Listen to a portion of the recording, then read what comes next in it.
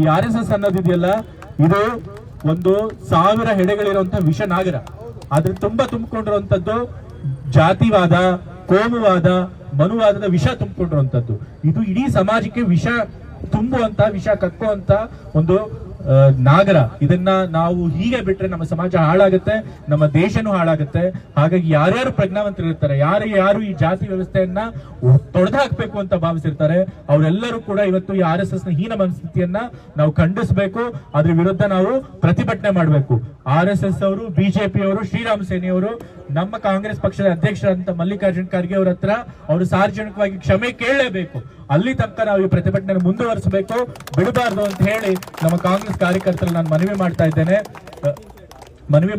ನಮ್ಮ ಕಾಂಗ್ರೆಸ್ ನ ಕಾರ್ಯಕರ್ತರು, ಅದ್ರೊಳಗೂ ನಮ್ಮ ಮೈಸೂರು ಜಿಲ್ಲಾ ಕಾಂಗ್ರೆಸ್ ಸಮಿತಿಯ ಕಾರ್ಯಕರ್ತರು ಯಾವಾಗ್ಲೂ ಕೂಡ ಈ ರೀತಿ ರಾಷ್ಟ್ರದ ವಿಷಯ ಬಂದಾಗ, ಸಮಾಜದ ಒಳಿತಿನ ವಿಷಯ ಬಂದಾಗ, ಕಾಂಗ್ರೆಸ್ ಪಕ್ಷದ ವಿಷಯ ಬಂದಾಗ ಯಾವಾಗ್ಲೂ ಕೂಡ ನೀವು ಮುಂದೆ ಬಂದು ಹೋರಾಟ ಮಾಡಿದಿರಿ.